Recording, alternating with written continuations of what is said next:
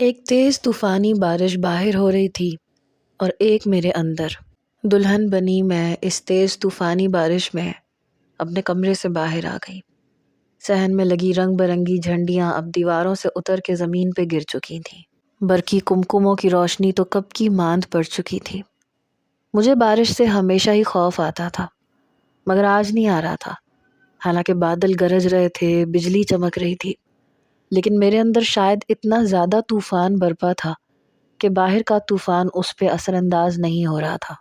اس وقت میں صحن کے وسط میں گھٹنوں کے بل بیٹھ گئی۔ کانچ کی چوڑیاں، ماتھے کی بندیاں، گلے کا گلو بند کا ہار اور عروسی جوڑا مجھے کب کا اتار کے پھینک دینا چاہیے تھا یا اسے آگ لگا دینی چاہیے تھی، لیکن وہ بارش میں بھیگ رہا تھا۔ میری پتھر آنکھوں سے آنسو ٹپ ٹپ بہنے شروع ہوئے۔ حیرت تھی کہ پچھلے 2 گھنٹوں میں میری آنکھوں سے ایک بھی آنسو نہیں بہا تھا، مگر اب میں رو رہی تھی، زاروں قطار رو رہی تھی۔ اپنے ہاتھوں کی چوڑیاں میں نے بے دردی سے اتار کے ذہن میں زور سے پھینکی تھی۔ میں تمہیں کبھی معاف نہیں کروں گی تیمور شاہ، کبھی بھی معاف نہیں کروں گی۔ مجھے تم سے نفرت ہے، شدید نفرت۔ گرجتے بادلوں میں، کڑکتی بجلی میں اور طوفانی بارش میں چلا چلا کے کہہ رہی تھی۔ تبھی میرا بوڑھا باپ اپنے کمرے سے نکل کے باہر صحن میں آیا۔ مجھے روتا دیکھ کر ان کی آنکھیں بھی برس رہی تھیں۔ میرے چہرے پہ کئی گھنٹوں سے کیا گیا میک اپ اب دھل چکا تھا۔ میرے والد کہنے لگے کہ اٹھ جاؤ بیٹا، خدا کو یہی منظور تھا۔ میں سب کچھ برداشت کر سکتی تھی، بس اپنے باپ کی آنکھوں میں آنسو نہیں۔ اور اس شخص نے میرے باپ کو بہت رلایا تھا، بے تحاشا رلایا تھا۔ میری تیمور شاہ سے بات اس وقت پکی ہوئی جب وہ لندن میں زیر تعلیم تھا۔ میرے بابا کی سلطان شاہ سے بہت پرانی دوستی تھی۔ ان کی دوستی اس وقت تھی جب سلطان شاہ بھی گاؤں میں رہتا تھا۔ تب برابر کی زمینیں تھیں اور برابری کی بنیاد پہ ہی دونوں کی دوستی شروع ہوئی۔ میرے بابا بتاتے ہیں کہ اسکول کے زمانے سے ہی ان کی دوستی کی ابتدا ہوئی تھی۔ بس فرق یہ تھا کہ میرے بابا نے 10ویں جماعت کے بعد پڑھائی کو خیر آباد کہہ دیا تھا اور سلطان شاہ آگے تعلیم حاصل کرنے کے لیے شہر کے کالج چلا گیا تھا۔ گو کہ انہوں نے BCom کیا تھا، لیکن لاہور جیسے شہر میں بھی انہوں نے اپنا بنگلہ بنایا ہوا تھا۔ لیکن میرے بابا کے 7 بھائی تھے۔ پہلے تو سب اکٹھے ہی محنت کرتے تھے، لیکن پھر بٹوارے کا جو شور اٹھا کہ گھر زمین سب کچھ بک گیا۔ ہمارے حصے میں بس ایک چھوٹا سا مکان آیا اور زمین کا ایک مناسب سا حصہ۔ میرے بابا ابھی بھی کھیتوں میں ہی کام کرتے تھے۔ میری والدہ کے انتقال کو 7 سال گزر گئے تھے۔ اس وقت میں 12 سال کی تھی، لیکن میرے بابا نے دوسری شادی نہیں کی تھی۔ سلطان شاہ کی رہائش زیادہ تر شہر میں تھی، لیکن گاؤں میں بھی وہ ہر تیسرے چوتھے مہینے 2-3 دن کے لیے آتے تھے، اور آتے ضرور تھے۔ بہرحال اس سوٹڈ بوٹڈ شخص کے اندر میں نے ذرا بھی غرور اور گھمنڈ نہیں دیکھا تھا۔ آلتی پالتی مارے میرے بابا کے ساتھ زمین پہ بیٹھ جاتے تھے۔ وہ کہتے رہ جاتے کہ ارے سلطانے یار، چارپائی پہ بیٹھ جا، کیونکہ میرے بابا نے مجھے کبھی بھی اکیلے کھانا نہیں بنانے دیا تھا، کہ کہتے تھے کہ میری بچی کا کہیں رنگ خراب نہ ہو جائے، اس لیے میرے ساتھ خود ہی لکڑیوں کو پھونکنے سے پھونکنے لگتے۔ کئی بار بابا سے کہا تھا کہ گیس سلنڈر لگوا لیں، کہتے تھے کہ مجھے ڈر لگتا ہے، کئی لوگوں کے گھروں میں سلنڈر پھٹ جانے سے بڑی مصیبتیں آئی ہیں، تو ہٹ پتر، میں پکا لیتا ہوں۔ میرے لیے میرے بابا بھی تھے اور میری ماں بھی۔ ابھی بھی سلطان انکل کے آنے پہ بریانی بنائی تھی، ساتھ میں گوشت کا سالن بنایا تھا، لیکن جب میں روٹیاں بنانے بیٹھی تو بابا کہنے لگے چل پتر تو اٹھ، میں پکاتا ہوں۔ لیکن میں نے کہا کہ نہیں، میں بنا لوں گی۔ بابا میرے برابر میں ہی بیٹھ گئے، وہ روٹیاں بیل رہے تھے اور میں پکا رہی تھی۔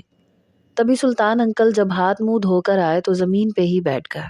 پہلے بابا نے ٹوکا، پھر میں نے بھی کہا ارے انکل آپ چارپائی پہ بیٹھ جائیں۔ کہنے لگے انکل، پھر انکل۔ ارے بابا، تمہارا تایا ہوں میں، تمہارے باپ سے پورے 3 دن بڑا ہوں، وہ مسکراتے ہوئے کہتے تھے، اور میرے بابا ہنسنے لگتے تھے۔ ان میں ذرہ برابر بھی غرور نہیں تھا۔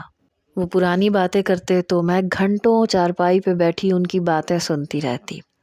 میرے بابا کے چہرے پہ اتنی خوشی ہوتی تھی کہ لگتا تھا بچپن کے اسی زمانے میں پہنچ گئے ہیں۔ سردیوں کا موسم تھا، مجھے آج بھی وہ رات یاد ہے۔ اس بار وہ پورے 1 سال بعد آئے تھے۔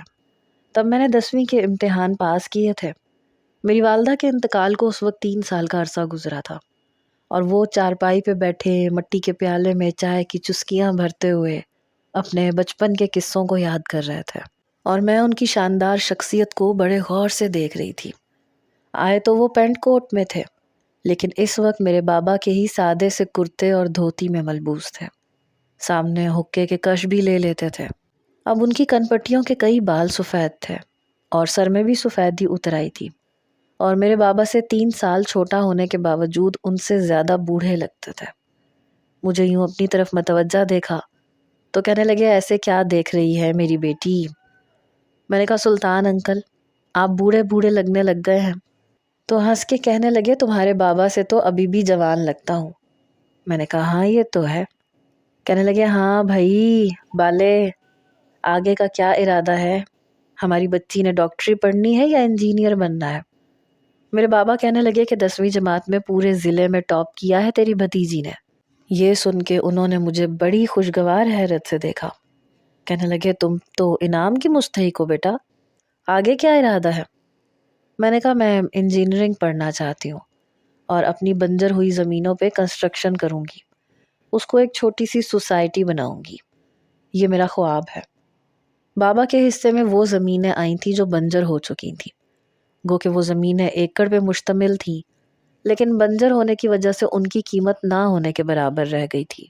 میری بات سن کے کہنے لگے، ماشاء اللہ، میری بچی تو بڑی اچھی سوچ رکھتی ہے، بیٹا میں تمہارا پورا ساتھ دوں گا۔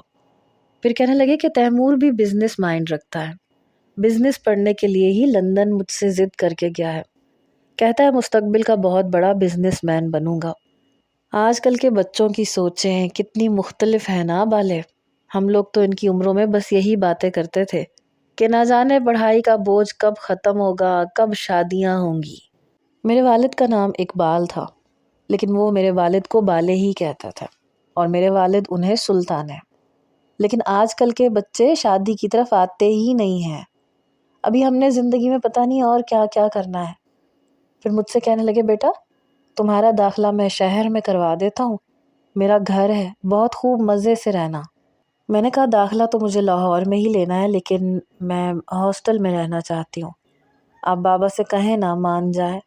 بابا مانتے ہی نہیں ہے، کہنے لگے، ہاسٹل میں کیوں رہنا ہے جب تمہارے تایا کا اتنا بڑا گھر ہے؟ انہیں دیکھ کے لگتا ہی نہیں تھا کہ وہ غیر ہے۔ میں نے کہا، نہیں سلطان انکل، ہاسٹل کی زندگی کا ایک الگ ہی چارم ہوتا ہے، وہاں اور بھی اسٹوڈنٹس ہوں گی، میں وہاں پہ زیادہ کمفرٹیبل رہ سکتی ہوں، اور پڑھائی میں بھی ایک دوسرے کی مدد ہوتی رہتی ہے۔ کہنے لگے، ویسے یہ آئیڈیا بھی برا نہیں ہے، لیکن بابا کہنے لگے کہ نہ بابا، اول تو اس کا شہر جانا ہی مناسب نہیں لگ رہا مجھے، میں نے تو کہا ہے قریبی قصبے میں جہاں بھی کالج ہے وہاں داخلہ لے لے۔ میں نے کہا، وہاں کی اتنی ویلیو نہیں ہے بابا، لاہور کی ویلیو ہے، پلیز جانے دے نا۔ کہنے لگے، میں تو تمہارے پیچھے کیا کروں گا پھر، اتنا بڑا گھر کاٹ کھانے کو دوڑے گا۔ حالانکہ گھر اتنا بڑا نہیں تھا، لیکن ایک اکیلے شخص کے لیے تو گھر بڑا ہی لگتا ہے۔ سلطان انکل کہنے لگے کہ اب بچوں کو پڑھانا بھی تو ہے، تو یہاں 2 قدم لاہور بھیجنے کے لیے تیار نہیں ہے تو، اور دیکھ میں نے کتنا بڑا جگڑا کر کے اپنے بیٹے کو لندن بھیجا ہوا ہے۔ پھر کہنے لگے کہ بس وہ بھی 4-5 سال تک واپس آ جائے گا، اور پھر ہم نے اپنا وعدہ بھی تو نبھانا ہے۔ وہ میرے والد سے کہہ رہے تھے، اور میں سوچ میں پڑ گئی کہ کون سا وعدہ۔ میرے بابا نے ایک نظر مجھے دیکھا اور اپنی آنکھوں میں آنے والی نمی کو اپنے ہاتھ کی پشت سے رگڑ کے صاف کیا۔ یاد ہے مجھے، پر مجھے تو لگا تھا تو بھول گیا ہوگا، تیری اور میری حیثیت ایک برابر تو نہیں رہی، اور پھر بچپن کی کئی باتیں باتیں ہی رہ جاتی ہیں، مجھے تو لگا تھا کہ تو بھول گیا ہوگا اس وعدے کو۔ سلطان انکل کہنے لگے، تو نے ایسا کیسے سوچ لیا؟ مجھے سمجھ نہیں آئی کہ ان کے بیچ ایسا بھی کون سا وعدہ ہوا تھا۔ میں نے کہا، بابا کون سا وعدہ ہوا تھا؟ تو سلطان انکل کہنے لگے کہ بھائی، جب تمہارے ابا 6ٹھی جماعت میں تھے تو ہم دونوں نے ایک وعدہ کیا تھا کہ ہم اپنی دوستی کو ایک بہت مضبوط رشتہ داری میں بدلیں گے۔ ابھی بھی میں ان کی بات سمجھی نہیں تھی۔ میں نے کہا، یعنی کہ آپ کا ارادہ تھا کہ آپ ایک ہی گھر کی 2 بہنوں سے شادی کریں گے؟ سلطان انکل ہنسنے لگے، ارے نہیں بیٹا، تم بھی اپنے باپ کی طرح بالکل معصوم اور بھولی بھالی ہو۔ ارے بھائی، ہم نے اپنی اولادوں کی شادی آپس میں کرنی تھی۔ یہ سن کے میری تو نظریں خود بخود جھک گئی۔ چائے کی پیالی خالی ہو چکی تھی۔ میں چارپائی سے کھڑی ہو گئی، خالی پیالیاں پکڑی اور سامنے لگے نلکے کے پاس رکھ دی اور اپنے کمرے میں آ گئی۔ پیچھے سے مجھے سلطان انکل کے ہنسنے کی آواز آ رہی تھی۔ ماشاء اللہ سے بڑی شرم حیا ہے میری بچی میں، یہ سلطان انکل نے کہا تھا۔ بابا کہنے لگے، دیکھو ماں باپ بہت کچھ سوچتے ہیں، لیکن اولاد کی سوچ قدرے مختلف ہوتی ہے۔ میری بچی کی آنکھ ہر خواب سے خالی ہے۔ ابھی تو اس کی آنکھوں میں بس آگے بڑھ جانے کا جذبہ ہے۔ اپنے سگے چاچو سے جو دھوکہ کھایا ہے اس سے بہت دل برداشتہ ہے۔ اس بنجر زمین کا کچھ بھی نہیں ہو سکتا، یہ میں جانتا ہوں، لیکن میری بچی کا خواب ہے کہ وہ اسے ایک چھوٹی سی سوسائٹی میں تبدیل کر دے گی۔ میں نے بھی اسے خواب دیکھنے سے نہیں روکا۔ میں نہیں جانتا کہ اس کا خواب سچا ہوگا کہ نہیں، لیکن اس کے علاوہ میری بچی کی آنکھوں میں کوئی خواب نہیں ہے۔ میں چاہتا ہوں کہ تم تیمور سے پوچھ لو، یہ نہ ہو کہ میری بچی کی آنکھوں میں خواب سچ جائے اور جب وہ واپس آئے تو… میرے والد نے بات ادھوری چھوڑ دی۔ ارے بالے، یہ کیا بات کی تو نے؟ تیمور کی اتنی ہمت کہ میرے آگے کچھ کہہ جائے یا انکار کر جائے؟ ٹانگیں نہیں توڑ دوں گا میں اس کی۔ بے شک شہر میں جا کے بس گیا ہوں، لیکن میرا خمیر اسی مٹی کا بنا ہوا ہے اور ہم زبانوں سے پھرنے والے نہیں ہیں۔ شاہ خاندان سے تعلق ہے ہمارا۔ میرے والد کہنے لگے، میں زور زبردستی کا قائل نہیں ہوں۔ سلطان انکل کہنے لگے، جب وہ 7 سال کا تھا تب سے اسے پتا ہے کہ اس کی شادی اس کے اقبال انکل کی بیٹی ابرش سے ہوگی۔ میرے والد کہنے لگے کہ بچپن کی بات اور ہوتی ہے، بڑے ہو کے بچوں کی سوچ بدل جاتی ہے۔ میں نہیں چاہتا کہ ہم ابھی سے اس قصے کو چھیڑیں، پہلے بچے تعلیم حاصل کر لیں پھر دیکھا جائے گا۔ حالانکہ میرے والد زیادہ پڑھے لکھے نہیں تھے، لیکن شاید بیٹی کے باپ تھے اس لیے ہر زاویے سے سوچتے تھے۔ سلطان انکل کہنے لگے کہ مجھے اپنے بیٹے پہ بہت مان ہے اور میں جانتا ہوں کہ وہ میرا مان کبھی نہیں توڑے گا۔ پھر کہنے لگے کہ ابرش بیٹا باہر آؤ۔ میں کمرے میں بیٹھی تھی، تذبذب کا شکار تھی۔ ان کے پکارنے پہ میں باہر آ گئی۔ میں نے کہا جی، تو پیچھے ہٹ کے چارپائی پہ میرے بیٹھنے کی جگہ بنائی۔ یہاں بیٹھو میرا بیٹا۔ پھر اپنے ہاتھ کی چھوٹی انگلی سے انگوٹھی اتاری اور میری انگلی میں پہنا دی۔ میرے سر پہ دونوں ہاتھ رکھے۔ آج سے ابریش میرے تیمور کی امانت ہے۔ پھر جیب میں سے بٹوا نکال کے جتنے پیسے تھے سب میرے ہاتھ پہ رکھ دیے۔ وہ رقم تقریباً 40-50 ہزار کے قریب تھی۔ میرے والد فوراً بولے، یہ کیا کر رہے ہو؟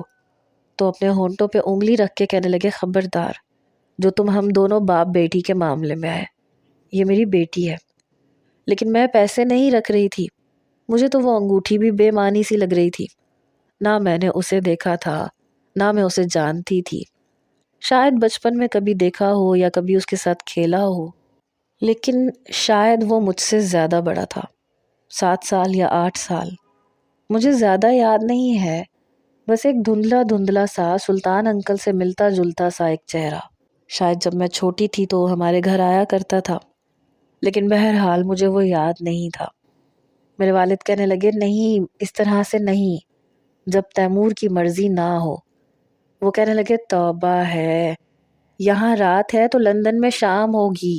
انہوں نے اپنے جیب میں سے موبائل نکال کے کال ملائی اور فون اسپیکر پہ بڑے مان سے رکھا، جیسے انہیں کسی چیز کا ڈر اور خوف ہی نہ ہو۔ ہیلو بابا جانی، کیسے ہیں؟ ایک نوجوان کی آواز آ رہی تھی، لہجہ کافی مہذب سا تھا۔ اور جانے جگر کیا حال ہے؟ سلطان انکل کا مزاج ایسا ہی تھا، بالکل دوستانہ سا۔ وہ جس طرح بابا سے دوستانہ انداز سے بات کرتے تھے مجھ سے بھی ایسے ہی کرتے تھے جیسے میری عمر کے ہوں، اور شاید اسی لیے اپنے بیٹے سے بھی اسی انداز میں بات کرتے تھے۔ A1 بابا، بالکل ٹھیک ہوں، موج میں ہوں، مستی میں ہوں۔ آپ بتائیں، پڑھائی کیسی جا رہی ہے برخوردار؟ جی بابا جانی، پڑھائی فرسٹ کلاس جا رہی ہے، بس اپنے وعدے کا خیال رکھیے گا۔ آپ نے کہا تھا کہ اگر میں نے یونیورسٹی میں نمایاں پوزیشن لی تو آپ مجھے گاڑی لے کے دیں گے۔ ارے ہاں ہاں، دے دوں گا، میرا سب کچھ تمہارا ہی تو ہے۔ ایک وعدہ میں نے بھی تم سے لیا تھا جب تم یہاں سے لندن جا رہے تھے۔ وہ کہنے لگا، مجھے یاد ہے۔ کہنے لگے، میں کیا سمجھوں کہ جب تم واپس آؤ گے تو میرے اس وعدے کی لاج رکھو گے؟ یا مجھے میرے دوست کے سامنے شرمندہ کروا دو گے؟ کہنے لگا بابا کیسی باتیں کر رہے ہیں آپ جانتے ہیں میرے دل میں بالے چاچا کی کتنی عزت ہے اور مجھے آپ پہ پورا بھروسہ ہے. جسے آپ نے میرے لیے پسند کیا ہوگا وہ کوئی عام تو ہو ہی نہیں سکتی، خاص ہی ہوگی. سلطان انکل اب سنجیدہ تھے. تیمور میں نے ابرش کے ہاتھ میں تمہارے نام کی انگوٹھی پہنا دی ہے، اس مان کے ساتھ کہ تم میرا مان رکھو گے.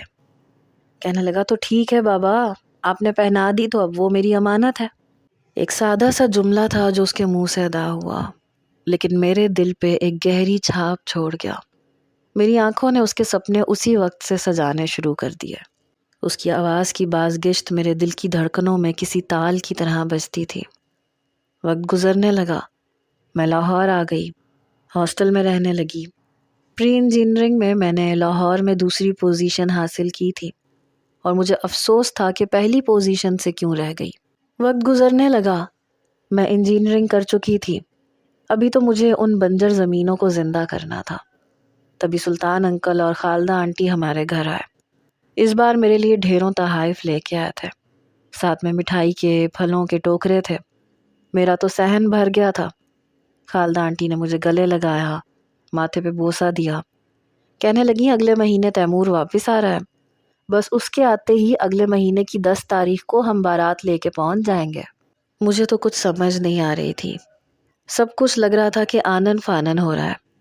میرے والد کے چہرے پہ ایک عجیب سی چمک اور خوشی تھی.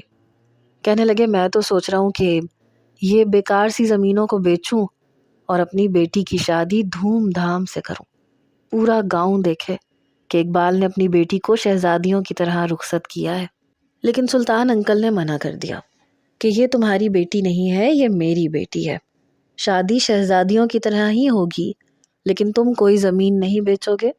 یہ زمین میری بیٹی کا خواب ہے اور شادی کے بعد اس خواب کو تیمور اور ابرش مل کے پورا کریں گے. تمہیں کچھ بھی کرنے کی ضرورت نہیں ہے. لیکن میرے والد نے کہا کہ وہ بارات کا انتظام اپنے اسی گھر میں کرنا چاہتے ہیں. میری بیٹی کی بارات اسی گھر سے اٹھے گی. سب کچھ طے ہو چکا تھا. میرے والد نے مجھے شاپنگ بھی کروائی تھی. کہہ رہے تھے کہ بڑے سالوں سے سب کچھ جوڑ توڑ کے رکھا تھا. پھر مجھے میری والدہ کا زیور بھی پکڑا دیا. کہنے لگے چاہتا تو میں اسے توڑوا کے نیا ڈیزائن بنوا دیتا، لیکن اس نے بڑے چاؤ سے تمہارے لیے رکھا تھا. میں نے یہ دھلوا دیا ہے اور میری بھی خواہش ہے کہ شادی پہ تم یہی پہنو. میں دلہن بنی، بارات کا انتظار ہو رہا تھا. میری ساری سہیلیاں میری بڑی تعریف کر رہی تھیں کہ آج تو تم بے حد حسین لگ رہی ہو. آج تک میں نے تیمور کی تصویر نہیں دیکھی تھی، کبھی ضرورت ہی نہیں پڑی تھی. بس ایک تصور تھا، بچپن کا دھندلایا ہوا عکس تھا اور میں نے اسی عکس کو بے انتہا چاہا تھا. بارات نے رات 9 بجے پہنچنا تھا، لیکن 9 سے 10 بجے، 10 سے 11 اور 11 سے 12. میرے والد نے کئی فون سلطان انکل کے نمبر پہ کیے، لیکن کسی نے فون نہیں اٹھایا. حالانکہ وہ تو شام کو ہی اپنی پرانی حویلی پہنچنے والے تھے، تو پھر کیوں نہیں پہنچے؟ حالانکہ یہ تو پتہ چل چکا تھا کہ تیمور آ چکا ہے. ابھی 4 دن پہلے تو ساری باتیں طے ہوئی تھی، سب کچھ تو طے ہو چکا تھا. لوگ باتیں کرنے لگے کہ ولایتی منڈا ہے تو ہو سکتا ہے کہ کوئی میم شیم لے کے آ گیا ہو، گاؤں کی لڑکی اسے کہاں پسند آئے گی. اور میرا دل ماننے کو تیار ہی نہیں تھا. میرے کانوں میں تو ابھی بھی وہی باز گشت گھوم رہی تھی کہ جسے آپ نے میرے لیے پسند کیا ہے نا بابا جانی، وہ لڑکی کوئی خاص ہی ہو سکتی ہے. آج سے ابرش میری امانت ہے. ایسے لگا جیسے یہی الفاظ میرے سامنے کھڑے ہو کے میرا تمسخر اڑانے لگے ہوں. آہستہ آہستہ مہمان واپس جانے لگے. میرے بابا بار بار کہہ رہے تھے کہ ارے ابھی رکے، سلطان بس آتا ہی ہوگا. ہو سکتا ہے راستے میں ٹریفک جام ہو گیا ہو سکتا ہے ٹوٹے پھوٹے راستے میں گاڑی کا ٹائر پنچر ہو گیا ہو، یا ہو سکتا ہے کہ کتنے ہی جواز تھے جو میرے باپ ایک ایک کو بتا کے انہیں روکنے کی کوشش کر رہا تھا. ارے جانے بھی دو بالے میاں، 12 بج گئے ہیں، اب نہیں آتی تمہاری بیٹی کی بارات. اور میں کمرے میں بیٹھی پتھر کا مجسمہ بنی ہوئی تھی. میری نظریں ابھی تک گھڑی پہ ٹکی ہوئی تھی. تبھی سلطان انکل کا فون آیا. سسکیوں اور ہچکیوں سے رو رہے تھے. بالے مجھے معاف کر دو، میرے بیٹے نے مجھے شرمندہ کر دیا۔ بس یہ کہنا تھا کہ موبائل میرے باپ کے ہاتھ سے گرا اور ان کی آنکھوں سے آنسو بہنے لگے۔ میں سمجھ گئی تھی۔ نیچے گرتے ہی موبائل کئی ٹکڑوں میں تقسیم ہو گیا اور میں نے سوچا کہ اچھا ہی ہوا کہ ٹوٹ گیا۔ ٹوٹے ہوئے موبائل کو اٹھا کے میں نے ایک طرف رکھا۔ اپنے بابا سے کہا کہ آپ کیوں رو رہے ہیں؟ میں نے تو نہ کبھی اسے دیکھا تھا نہ چاہا تھا۔ کوئی بات نہیں، آپ کی بیٹی اتنی کمزور تو نہیں ہے، بہت بہادر ہے، مجھے کوئی فرق نہیں پڑتا۔ انہوں نے مجھے اپنے ساتھ لگایا اور رونے لگے۔ میں جانتا ہوں میری بچی بہت بہادر ہے، بہت صابر ہے۔ دیکھنا ایک دن تمہیں تمہارے صبر کا صلہ بہت اچھا ملے گا۔ اپنے باپ کو میں نے بہت حوصلہ دیا تھا۔ انہیں دوا دی، انہیں کھانا کھلا کے میں نے کمرے میں سلا دیا۔ تبھی طوفانی بارش ہونے لگی، لیکن ایک طوفان میرے اندر بھی برپا تھا۔ اپنا ضبط میں اس بارش میں کھو چکی تھی۔ میں رو رہی تھی۔ بہرحال اپنے دل کا غبار ہلکا کر کے میں اپنے کمرے میں آ گئی۔ اپنے عروسی لباس کو اتار کے پھینک دیا، لیکن مجھے نہیں پتا تھا کہ صبح مجھ پہ قیامت ٹوٹ پڑے گی۔ صبح جب میری آنکھ کھلی تو بابا ابھی بھی چارپائی پہ بیٹھے تھے۔ میں نے ناشتے کا پوچھا تو کہنے لگے نہیں جی بہت گھبرا رہا ہے، لگتا ہے کچھ انہونا سا ہو گیا ہے، پتہ نہیں دل بڑا بے چین ہے۔ میں نے سوچا کہ رات کو اتنا کچھ تو ہو گیا ہے، اب اور کیا ہونا باقی ہے۔ میں نے کہا بابا آپ اتنا سوچ کیوں رہے ہیں؟ ابھی میں بات کر ہی رہی تھی جب دروازہ بڑی زور سے دھڑ دھڑایا گیا۔ او بالے دروازہ کھول! دروازہ کھولا تو سامنے شفقت چاچا تھے۔ رنگ اڑا ہوا تھا۔ میرے بابا کے پاس آ گئے اور کہنے لگے تجھے پتہ ہے وہ شہر میں سلطان شاہ کو ہارٹ اٹیک ہوا ہے، سویرے سویرے اس کا انتقال ہو گیا ہے، ابھی خبر آئی ہے شہر سے۔ یہ سن کے میں خود بھی ہل کے رہ گئی اور میرے باپ نے اپنا دل پکڑ لیا۔ ایسے کیسے چلا گیا مجھے چھوڑ کے؟ کیسے جا سکتا ہے میرے بغیر؟ کیسے چلا گیا؟ بس یہ الفاظ تھے جو میرے باپ کی زبان پہ تھے۔ وہ لگتا تھا جیسے اپنے ہی ٹرانس میں باتیں کر رہے تھے۔ نہ سلطانے، تم مجھے چھوڑ کے نہیں جا سکتے، تم نے کہا تھا ساتھ جئیں گے ساتھ مریں گے، تو کیسے چھوڑ کے چلا گیا تو مجھے؟ میں بابا کے ساتھ لگ کے رونے لگی۔ شاید انہوں نے بھی اس بات کا بہت صدمہ لیا تھا۔ میرے دل میں تیمور شاہ کے لیے نفرت اور بھی بڑھ گئی۔ میں نے کہا بابا صبر کریں، لیکن بابا ایک دم دھڑام سے زمین پہ گرے۔ میں تو چلانے لگی، آنکھیں کھلی ہوئی تھیں اور چہرے پہ مسکراہٹ تھی۔ میں نے کہا بابا، لیکن ان کا وجود بے جان ہو چکا تھا۔ میں تو چیخنے اور چلانے لگی۔ گاؤں کی عورتوں نے مجھے سنبھالا۔ جب میرے والد کو تدفین کے لیے لے جانے لگے تو میں رونے لگی۔ کیا آپ کو میری یاد نہیں آئی؟ میرے بارے میں نہیں سوچا؟ اپنے دوست کے پاس جانے کی آپ کو اتنی جلدی کیوں تھی بابا؟ میں نے آج تک کبھی ایسی دوستی نہیں دیکھی تھی جیسے میرے بابا اور سلطان انکل کے بیچ میں تھی۔ میں بڑی مشکل سے 2 دن گاؤں میں رکی۔ گھر میں رہنا میرے لیے مشکل ہو گیا تھا کیونکہ میرے بابا کی یادیں بکھری پڑی تھیں۔ میں اگر وہاں رہتی تو شاید ذہنی مریضہ بن جاتی۔ شہر میں میری ہاسٹل میں کئی لڑکیوں سے دوستی ہوئی تھی، جن میں سے ایک نتاشا تھی، میری بہت بہترین دوست اور میری روم میٹ۔ جب اسے پتہ چلا تو وہ گاؤں میرے والد کا افسوس کرنے آئی، لیکن میری بگڑی ہوئی حالت دیکھ کر مجھے اپنے ساتھ چلنے کا مشورہ دینے لگی۔ میں نے کہا کہ میں کیوں تمہارے گھر جاؤں؟ کہنے لگی یہاں کس کے پاس رہو گی؟ تمہارا خاندان تمہارا دشمن بن جائے گا، زبردستی تم سے اپنے ان پڑھ اور گنوار بیٹوں کی شادی کر دیں گے، تمہارے چاچے تمہاری یہ بنجر زمین بھی اپنے نام لگوا لیں گے، فی الحال یہاں سے چلو۔ وہ زبردستی مجھے اپنے ساتھ لے گئی۔ اپنے گھر کو تالا لگاتے ہوئے میں بہت روئی تھی۔ یہ نہیں پتا تھا کہ مجھے گاؤں یوں چھوڑنا پڑے گا۔ نتاشا کے ساتھ میں شہر آ گئی۔ اس کا بہت بڑا بنگلہ تھا، لیکن وہ بہت اچھے لوگ تھے۔ اس کی والدہ میرے ساتھ لگ کے بہت روئیں، جیسے میرے غم میں برابر کی شریک ہوں، مجھے تسلیاں دی۔ میں نتاشا کے کمرے میں ہی رہنے لگی۔ اس کی ایک بہن تھی جو شادی شدہ تھی اور ایک بھائی تھا جو اس کے والد کے ساتھ آفس جاتا تھا۔ زارون کافی خوش مزاج قسم کا نوجوان تھا۔ شروع میں تو میں کسی سے بھی بات نہیں کرتی تھی، زیادہ تر کمرے میں ہی رہتی تھی، باہر بھی نہیں آتی تھی۔ سب کچھ بڑا عجیب لگتا تھا۔ لیکن آہستہ آہستہ میں ہلکی پھلکی سب سے بات کرنے لگی۔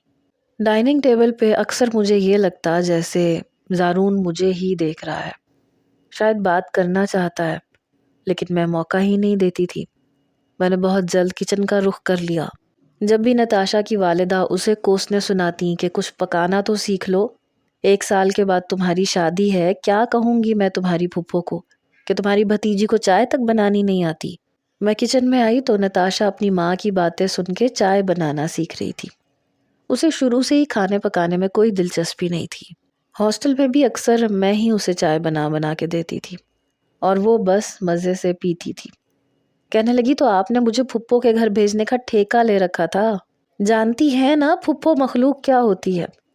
ارے بھائی نہیں آتا پکانا تو کیا کروں؟ میں نے کہا کون سا مشکل کام ہے، میں تمہیں سکھا دیتی ہوں، ویسے بھی میں گھر میں کرتی ہی کیا ہوں۔ وہ کہنے لگی ہاں یہ ٹھیک ہے ابرش، تم مجھے کوکنگ سکھا دو، کیونکہ تمہارے ہاتھ کے کئی کھانے میں نے ہاسٹل میں کھائے ہیں، بہت مزے کے ہوتے تھے۔ بہت جلد مجھے یوں لگنے لگا جیسے میں کسی غیر کے گھر میں نہیں رہ رہی، شاید گھر کے مکین ہی کچھ ایسے تھے۔ نتاشا کی والدہ کہنے لگی کہ چلو شکر ہے تمہیں شوق تو پیدا ہوا۔ پھر وہ مجھ سے کہنے لگی بیٹا اسے اپنا گھر ہی سمجھنا، جب بھوک لگے کھا لیا کرو، تم تکلف میں کہیں بھوکی نہ رہ جایا کرو۔ نتاشا کہنے لگی اگر بھوکی رہو گی تو تمہارا ہی نقصان ہے۔ بہرحال مجھے یہ لگنے لگا کہ مجھے کوئی جاب کرنی چاہیے، میں کب تک ان کے سر پہ بوجھ بن کے بیٹھی رہوں۔ لاہور کی بڑی بڑی کمپنیوں میں نے اپنی سی وی بھیجی، لیکن نو ویکینسی کا ہی جواب آیا۔ تبھی نتاشا کہنے لگی کہ یہ تم کن چکروں میں پڑی ہوئی ہو، تمہیں کام کرنا ہے تو تم ہمارا آفس جوائن کر لو۔ میں نے کہا نہیں بھائی، مجھے الگ جگہ جاب کرنی ہے تاکہ مجھے پتا تو چلے کہ میں کہاں کھڑی ہوں۔ تمہارے بابا کے آفس میں کام کرنے کا مطلب تو یہی ہو گیا کہ وہ کبھی بھی مجھے میری خامیوں کا نہیں بتائیں گے، انہیں نظر انداز کرتے رہیں گے کہ بچی ہے چلو کوئی بات نہیں۔ بڑی سہولت سے میں نے انکار کیا تھا کہ اسے برا بھی نہ لگے۔ میں ایک آرکیٹیکچرر تھی، لیکن پھر بھی مجھے اسکیچنگ کا بہت شوق تھا۔ ابھی بھی کمرے کی گیلری سے سامنے نظر آنے والے درخت پہ بیٹھے کبوتروں کی جوڑی کو میں اسکیچ کر رہی تھی، جب مجھے لگا کہ میرے پیچھے کوئی کھڑا ہے۔ میں نے جیسے ہی پلٹ کے دیکھا تو زارون کھڑا تھا۔ میرے یوں برجستہ پلٹنے پہ وہ کچھ گھبرا کے پیچھے ہٹا۔ میں نے استفہامیہ نظروں سے اسے دیکھا۔ کہنے لگا وہ میں آپ کی اسکیچنگ دیکھ کے رک گیا تھا، نتاشا کو دیکھنے آیا تھا، بہت اچھا اسکیچ کرتی ہیں آپ، بالکل ریئل سا لگتا ہے۔ میں نے کہا بہت شکریہ۔ کہنے لگا اگر آپ مائنڈ نہ کریں تو میں یہاں کرسی پہ بیٹھ سکتا ہوں۔ میرے برابر میں رکھی کرسی کی طرف اس نے اشارہ کیا۔ میں نے کہا جی بیٹھ جائیں۔ اس نے کرسی پھر بھی کچھ پیچھے کر کے فاصلے پہ رکھی اور بیٹھ گیا۔ پھر میری اسکیچنگ کو بڑے غور سے دیکھنے لگا۔ کیا میری تصویر بنا دیں گی؟ اس کی فرمائش پہ میں کچھ ہچکچائی تھی۔ میں انسانوں کی تصویر نہیں بناتی، کبھی میں نے بنائی نہیں ہے، آئی ایم سوری۔ کہنے لگا ٹرائی کر لیں۔ میں نے کہا ایسی آپ کی الٹی سیدھی تصویر بنا دوں گی۔ کہنے لگا وہ بھی منظور ہے۔ میں نے کہا ٹھیک ہے، کوشش کروں گی۔ کہنے لگا نتاشا کہہ رہی تھی کہ آپ جاب کرنا چاہتی ہیں۔ میں نے کہا جی ہاں، 1-2 جگہ انٹرویو بھی دیا ہے، دعا کریں جاب مل جائے، گھر بیٹھے بیٹھے بور ہو جاتی ہوں۔ کہنے لگا تو ہمارے آفس میں کیا مسئلہ ہے؟ میں نے کہا نہیں مسئلہ کوئی نہیں ہے، بس میں کہیں اور جاب کرنا چاہتی ہوں، لیکن اگر کسی ہیلپ کی ضرورت ہوئی تو میں آپ سے ضرور کہوں گی۔ کہنے لگا میں اپنے آپ کو بہت خوش نصیب سمجھوں گا اگر آپ کو میری ہیلپ کی ضرورت پڑی تو۔ پھر اٹھ کے کھڑے ہو گیا اور وہاں سے چلا بھی گیا۔ اگلے روز میں جب انٹرویو کے لیے گئی تو ان 3 کمپنیوں میں سے ایک کمپنی ایسی تھی جو چند مہینے پہلے ہی اوپن کی گئی تھی۔ انہیں ایک تجربے کار آرکیٹیکچرر کی ضرورت تھی، لیکن میرے پاس تجربہ نہیں تھا۔ وہاں کا آنر خاصا بیزار سا لگ رہا تھا، شاید اس کے لیے یہ سب کچھ سنبھالنا مشکل تھا۔ اسٹاف بھی نیا سا لگ رہا تھا۔ جب میں انٹرویو کے لیے گئی تو سامنے بیٹھا شخص بے شک شاندار شخصیت کا مالک تھا۔ کہنے لگا بیٹھیے۔ میں نے اپنے ڈاکیومنٹس کی فائل اس کے سامنے رکھ دی اور اس کے سامنے بیٹھ گئی۔ اس نے گہری سانس لی اور ساتھ ہی کافی کا گھونٹ بھرا۔ تبھی موبائل پہ بیل بجنے لگی۔ ہیلو، نہیں آج بھی لیٹ ہو جاؤں گا، نیا کام اسٹارٹ کیا ہے اس لیے دن اور رات کا بالکل اندازہ نہیں ہو رہا۔ رات کو جا کے ماما کو بھی میڈیسن دینی ہوتی ہے۔ بہت تھک گیا ہوں یار۔ ہاں بس یہ آخری انٹرویو ہے، لیکن مجھے آتے آتے تقریباً رات کے 10-11 بج جائیں گے۔ اس سے پہلے تو پاسبل ہی نہیں ہے۔ یہ کہہ کے اس نے فون بند کیا، ایک نظر میری فائل پہ ڈالی۔ کچھ تجربہ بھی ہے آپ کو یا پھر؟ اس نے اپنی بات ادھوری چھوڑ دی۔ میری طرف دیکھنے لگا۔ میں نے کہا نو سر، تجربہ تو نہیں ہے، لیکن میں اپنی پوری ایفرٹ کروں گی۔ کہنے لگا دیکھیں میں کسی نا تجربے کار کو نہیں رکھ سکتا، میں افورڈ نہیں کر سکتا۔ مجھے ایک تجربے کار آرکیٹیکچرر کی ضرورت ہے کیونکہ میرا نیا کام ہے۔ میں کسی بھی چیز میں رسک نہیں لینا چاہتا۔ I am sorry. میں نے کہا سر اگر ہر شخص ایسا ہی کرے گا تو ہمیں تجربہ گھر میں بیٹھے بیٹھے تو ملنے سے رہا۔ چلیں ٹھیک ہے، آپ صرف ایک بات مان لیں، میں 1 مہینہ بغیر سیلری کے کام کرنے کو تیار ہوں۔ اگر اس 1 مہینے میں آپ کو لگے کہ میں آپ کی کمپنی کے لیے مناسب نہیں ہوں تو بے شک آپ نکال دیجیے گا، مجھے کوئی شکایت نہیں ہوگی۔ میری بات سن کے اس نے ایک گہری نظر مجھ پہ ڈالی، سر سے پیر تک مجھے دیکھا۔ کہنے لگا چلیں دیکھ لیتے ہیں، لیکن سیلری میں آپ کو دوں گا، لیکن بہت زیادہ نہیں۔ میں نے کہا نہیں بھی دیں گے تو کوئی مسئلہ نہیں ہے، میں گھر پہ بیٹھنا نہیں چاہتی تھی اور مجھے اپنے اوپر پورا اعتماد تھا، کیونکہ جب انسان محنت کرتا ہے تو پھل بھی ضرور ملتا ہے۔ اس نے مجھے چند نقشے بنانے کے لیے دیے۔ کہنے لگا یہ جتنی جلدی پاسبل ہو سکے آپ بنا دیں۔ میں نے کہا اوکے سر۔ بہرحال میں یہ نہیں جانتی تھی کہ باس کا نام کیا ہے، لیکن سب اسے سرتابی کہتے تھے۔ شاید اس کا نام تابش تھا۔ خیر کمپنی کا نام شاہ اینڈ سنز کے نام سے تھا، میں بھی انہیں تابی سر ہی کہتی تھی۔ بہرحال مجھے 15 دن کے اندر اندر 3 نقشے بنانے تھے، اور نتاشا کا یہ حال تھا کہ اسے آدھی رات تک اپنے منگیتر سے باتیں کرنی ہوتی تھی، اور میں چاہتی تھی کہ میں اپنا کام کنسنٹریشن سے کروں، میری پوری توجہ اپنے کام پہ ہو۔ لیکن وہ بڑی عجیب لڑکی تھی، شوخ مزاج سی۔ میں نے آج تک کبھی منگیتروں کو ایسی فضول باتیں کرتے نہیں سنا تھا جتنا وہ فضول ہانکتی تھی۔ ابھی بھی اپنے منگیتر کو لطیفے سنا رہی تھی اور بالکل پاگلوں کی طرح ہنسے چلے جا رہی تھی۔ میں اسے اشارے کر رہی تھی کہ خدا کے لیے فون بند کرو، تو میری بات کو ہوا میں اڑا رہی تھی کہ کیا ہے بات کرنے دو ابرش کی بچی۔ میں نے کہا یہ باتیں کرنی ہے تم نے؟ کہنے لگی تو اور کیا، کبھی جمشید سے پہیلیاں پوچھنے لگتی، اور میں سوچتی تھی کہ اس کا منگیتر بھی اس سے کتنا تنگ آ چکا ہوگا۔ کئی بار تو بیچارہ کہتا تھا کہ مجھے سونے دو، اللہ کی بندی تم تو صبح دیر سے اٹھو گی، مجھے تو آفس جانا ہے۔ لیکن وہ کہتی تھی کہ اچھا بس آخری لطیفہ سن لو نا۔ پتہ ہے جب میں نے پڑھا تھا تو میرا ہنس ہنس کے برا حال ہو گیا تھا۔ میں اس کی فضول گوئی سے بڑی تنگ تھی۔ میں نے پیپر اٹھایا، اسکیل اور پینسل اٹھائی اور غصے سے کمرے سے باہر آ گئی۔ ہم اوپر کے پورشن میں ہوتے تھے کیونکہ نیچے کے پورشن میں صرف ایک ہی بیڈ روم تھا اور ایک گیسٹ روم تھا۔ ڈرائنگ روم تھا، لاؤنج تھا اور ڈائننگ روم تھا، اس لیے زارون کا، میرا اور نتاشا کا کمرہ اوپر ہی تھا۔ اس کے علاوہ بھی 1-2 کمرے تھے، لیکن میں نتاشا کے پاس ہی سوتی تھی، شاید اس لیے کہ مجھے تنہائی سے اور اکیلے پن سے ڈر لگتا تھا۔ حالانکہ اس نے کہا تھا کہ میں تمہارا کمرہ الگ سیٹ کروا دیتی ہوں، لیکن میں نے منع کر دیا تھا۔ یوں تو لاہور میں نتاشا کا اپنا گھر تھا، لیکن ہاسٹل میں وہ اس لیے رہ رہی تھی کیونکہ اس کے والدین کہتے تھے کہ اگر تم گھر پہ رہو گی تو پڑھو گی نہیں، ہاسٹل میں رہو گی تو تمہاری ایک روٹین بن جائے گی۔ اس نے انجینئرنگ یوں ہی پڑھی تھی کہ بس جان چھڑوائی تھی، یا کوئی بوجھ تھا جو سر سے اتارا تھا، دوبارہ تو کتابوں کو ہاتھ نہیں لگایا تھا۔ بہرحال باہر رکھے ٹیبل پہ میں نے اپنا چارٹ پیپر بچھایا اور دماغ میں سوچنے لگی کہ ایک ہوٹل کا نقشہ بنانے کے لیے مجھے ایسا کون سا نیا اور ڈیفرنٹ ڈیزائن بنانا چاہیے جو باس کو پسند آ جائے۔ تبھی میں نے دیکھا کہ زارون کے کمرے کا دروازہ کھلا، مجھے یوں باہر بیٹھا دیکھ کے میرے پاس آ گیا۔ آپ یہاں؟ خیر تو ہے؟ میں نے کہا وہ نتاشا گیمی بھائی سے بات کر رہی ہے تو میں ڈسٹرب ہو رہی تھی، مجھے نقشہ بنانا تھا، نئی جاب ملی ہے۔ وہ ہنسنے لگا، ہاں بیچارہ پناہ مانگتا ہے اس سے۔ کہنے لگا کون سا نقشہ بنا رہی ہیں آپ؟ کس چیز کے لیے ہے؟ میں نے کہا کہ ایک ہوٹل کے لیے بنانا ہے۔ کہنے لگا میں ہیلپ کر دوں آپ کی؟ میں نے کہا آپ؟ کہنے لگا جی ہاں میں بھی آرکیٹیکچرر ہی ہوں۔ میں نے کہا کمال ہے، میں پچھلے 4 مہینے سے اس گھر میں رہ رہی ہوں اور مجھے پتہ ہی نہیں ہے کہ آپ بھی آرکیٹیکچرر ہیں۔ کہنے لگا آپ ہی انجان رہتی ہیں، ورنہ میں تو آپ کے بارے میں سب کچھ جانتا ہوں۔ پتہ نہیں کیوں لیکن اس کی بات پہ میری مسکراہٹ ختم ہوئی تھی۔ وہ مجھے ہی دیکھ رہا تھا۔ کہنے لگا پہلے میں آپ کے لیے کافی لے کے آتا ہوں اور پھر آپ کی ہیلپ بھی کر دوں گا۔ میں نے کہا نہیں، کافی میں بنا کے لے کے آتی ہوں، آپ کیوں زحمت کر رہے ہیں؟ کہنے لگا میں بہت اچھی کافی بناتا ہوں، آپ بیٹھیے پلیز۔ 10 منٹ کے اندر اندر وہ 2 کافی کے کپ لے کے آیا اور ٹیبل پہ رکھ دیے۔ پھر مجھے آئیڈیاز دینے لگا۔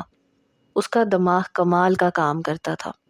میں پہلی بار کام کر رہی تھی اس لیے بہت نروس تھی، لیکن اس نے مجھے بہت ہی دوستانہ انداز میں مشورے دینے شروع کیے۔ بس وہ مشورہ دیتا گیا اور میں نقشہ بناتی چلی گئی۔ کافی چیزیں میں نے اپنے دماغ سے بنائی اور اس نے بھی میری مدد کی، اور کافی واقعی بہت مزے کی تھی۔ رات کے 3 بج گئے تھے اور وہ میرے ساتھ جاگ رہا تھا۔ میں نے کہا آپ کا بہت بہت شکریہ، آپ نے میری بہت ہیلپ کی، تھینک یو سو مچ۔ میں بہت خوش تھی کیونکہ میرا کام میری توقع سے بڑھ کے ہوا تھا۔ کہنے لگا مائی پلیزر۔ میں نے کہا میری وجہ سے آپ کی نیند ڈسٹرب ہو گئی۔ کہنے لگا نیند کا کام ہی ڈسٹرب ہونا ہے، اور وہ تو نہ جانے کب سے ہے۔ مجھے پورا یقین ہے کہ آپ کے باس کو یہ نقشہ پسند آئے گا۔ میں بہت خوش تھی، حالانکہ چند گھنٹوں کی نیند میں نے کی تھی لیکن میں بہت فریش تھی۔ آفس جانے لگی تو اس وقت زارون بھی آفس جانے کے لیے ہی نکل رہا تھا۔ کہنے لگا ڈرائیور کو چھوڑے، میں آپ کو چھوڑ دیتا ہوں۔ میں نے کندھے اچکائے اور اس کی گاڑی میں جا کے بیٹھ گئی۔ وہ میرے کام کے متعلق ہی مجھے کچھ ضروری باتیں بتانے لگا۔ میں بڑے غور سے سن رہی تھی اور ساتھ ساتھ اسے آفس کا راستہ بھی بتا رہی تھی۔ مجھے اس نے میری مطلوبہ جگہ پہ چھوڑا، پھر کہنے لگا کہ آپ کب تک فری ہو جائیں گی؟ میں نے کہا یہ نئی کمپنی ہے، باس اکثر دیر سویر کر دیتا ہے۔ یوں تو 5 بجے کا ٹائم ہے لیکن کبھی کبھی 6:30 بج جاتے ہیں۔ آپ پلیز لینے مت آئیے گا، میں ڈرائیور سے کہہ دوں گی۔